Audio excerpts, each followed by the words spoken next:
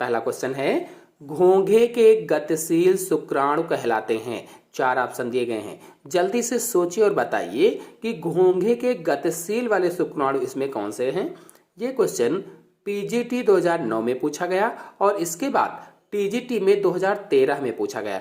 मैंने आप लोगों को कई बार बताया है कि पीजीटी और टीजीटी में कई ऐसे क्वेश्चन होते हैं जो घुमा घुमा कर एक दूसरे में पूछे जाते हैं, उसका ये प्रमुख उदाहरण है। तो इसका आंसर होगा बी, यूपाइरिन। घोंघे के गतिशील शुक्राणु यूपाइरिन कहलाते हैं। आपको बता दें कि पाइला यानी घोंघा, इसमें 2 प्रकार के शुक्राणुओं का निर्माण होता है, या इसमें 2 प्रकार के शुक्राणु बनते हैं कह लीजिए। पहला यूपाइरिन और दूसरा ओलिगोपाइरिन। जो यूपाइरिन होता है ये छोटे होते हैं, धागे नुमा होते हैं, पुच्छ युक्त होते हैं और गतिशील होते हैं। सबसे मेन चीज, ये गतिशील होते हैं, निषेचन योग्य होते हैं जो यूपाइरिन होते हैं। और जो ओलिगोपाइरिन होते हैं ये बड़े तंतुनुमा होते हैं, पुच्छ युक्त ये भी होते हैं लेकिन ये बड़े होते हैं, उसमें वो छोटे होते थे। ये अगतिशील होते हैं यानी नॉन मोटाइल होते हैं, गति नहीं कर सकते हैं, चल नहीं सकते हैं और निषेचन के योग्य भी नहीं होते, जबकि जो यूपाइरिन है निषेचन के योग्य होते हैं।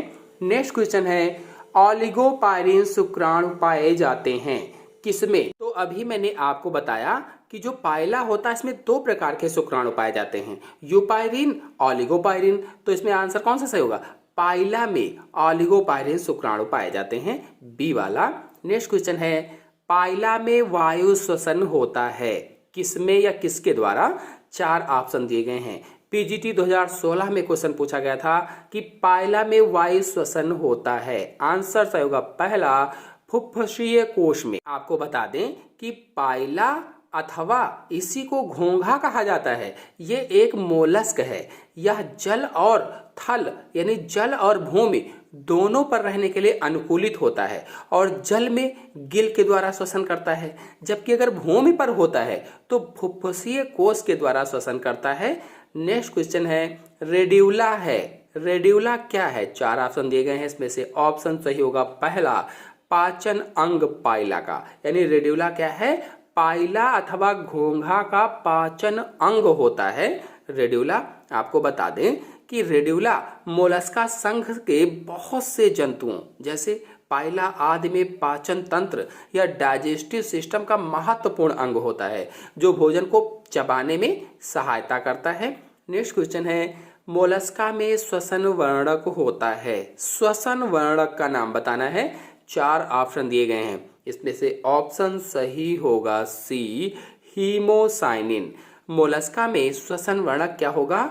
हीमोसाइनिन होता है, जो इनके रुधिर प्लाज्मा में घुला रहता है। मोलस्का के रुधिर प्लाज्मा में ये घुला रहता है और रुधिर को नीला रंग प्रदान करता है। ये भी याद रखिए, रुधिर का नीला रंग किसके कारण? हीमोसाइनिन के कारण। और किसमें, किस अंग में? तो मोलस्का में। और आपको बता दें कि श्वसन वर्णक का कार्य श्वसन क्रिया के दौरान गैसीय परिवहन करना है। गैसीय परिवहन करना है, गैसों को लाना और ले जाना होता है। और हीमोसाइनिन O2 को शरीर के विभिन्न भागों तक पहुंचाता है, यानी ऑक्सीजन को शरीर के विभिन्न भागों तक ले जाता है। नेक्स्ट क्वेश्चन है, आर्गन ऑफ बोजानस है। आर्गन ऑफ बोजानस है, 4 ऑप्शन दिए गए हैं, क्या होगा? आंसर सही होगा बी, मोलस्का में उत्सर्जी अंग होते हैं आर्गन ऑफ बोजानस। आपको बता दें कि आर्गन ऑफ बोजानस कुछ मोलस्क जैसे स्वच्छ जलीय जो घोंघे होते हैं ये इनमें पाए जाते हैं और वृक्क की तरह से उत्सर्जन का कार्य करते हैं। जैसे वृक्क उत्सर्जन का कार्य करते हैं, जो किडनी होती हैं उत्सर्जन का कार्य करते हैं, बिल्कुल उसी तरह से ये भी कार्य करते हैं।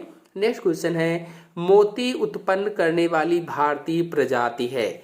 ऐसी कौन सी भारतीय प्रजाति है इनमें से जो मोती उत्पन्न करती है? ये क्वेश्चन पीजीटी के लिए मोस्ट इंपॉर्टेंट है।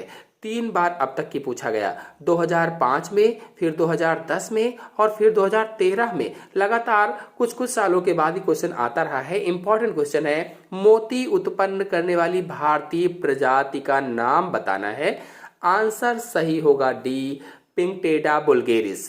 पिंकटेडा बुल्गेरिस मोती उत्पन्न करने वाली भारतीय प्रजाति है। आपको बता दें कि इसे सामान्यतः पर्ल ओइस्टर कहा जाता है। सामान्य रूप से इसका नाम क्या है? Pearl oyster. और ये मोलस्क संघ के जीव होते हैं। पिंकटेडा वुल्गेरिस मोती उत्पन्न करने वाली भारतीय प्रजाति है, जिसे भारतीय पर्ल ओइस्टर भी कहते हैं। भारतीय पर्ल ओइस्टर। नेक्स्ट क्वेश्चन है, पिंकटेडा वुल्गेरिस है। देखिए उसी के ऊपर क्वेश्चन फिर से पूछा गया है 2011 में भी। तो पिंकटेडा वुल्गेरिस क्या होगा? सी वाला ऑप्शन सही होगा, मोती ऑयस्टर पिंकटेडा वुल्गेरिस है। नेक्स्ट क्वेश्चन है, उत्तम प्रकार का मोती मिलता है। उत्तम प्रकार का मोती किससे मिलता है? तो इसका ऑप्शन होगा पहला, पिंकटेडा से उत्तम प्रकार का मोती मिलता है। नेक्स्ट क्वेश्चन है, मोती की माता नाम से जाना जाता है। मोती की माता के नाम से किसको जाना जाता है?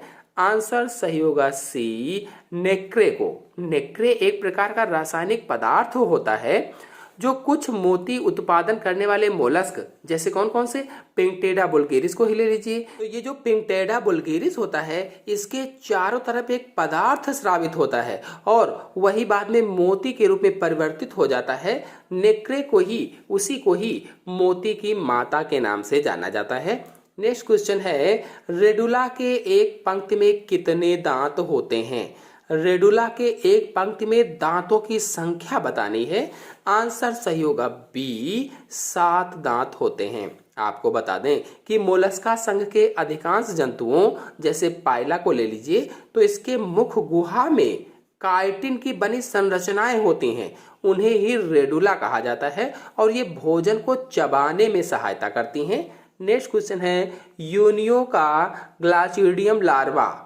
यूनियो का ग्लाचिडियम लार्वा क्या है? 4 ऑप्शन दिए गए हैं। ऑप्शन सही होगा बी, मछली पर बाह्य परजीवी होता है। मछली पर बाह्य परजीवी। टीजीटी 2009 में क्वेश्चन पूछा गया था।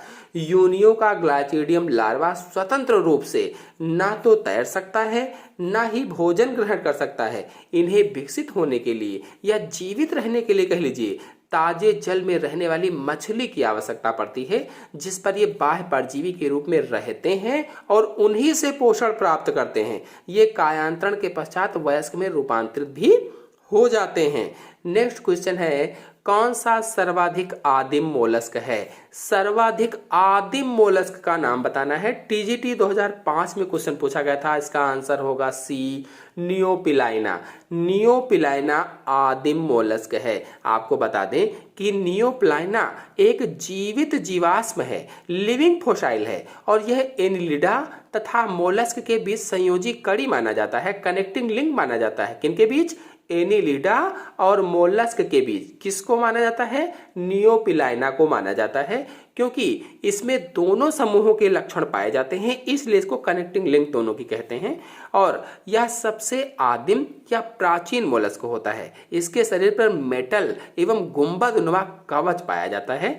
नेक्स्ट क्वेश्चन है, ऑक्टोपस संबंधित है। किस वर्ग से ऑक्टोपस संबंधित है? टीजीटी 2005 में क्वेश्चन पूछा गया था। इसका आंसर होगा डी, सिफाइलोपोडा वर्ग से ऑक्टोपस संबंधित होता है और इसे सामान्यतः डेविल फिश भी कहा जाता है। ऑक्टोपस को सामान्य रूप से डेविल फिश के नाम से भी जाना जाता है।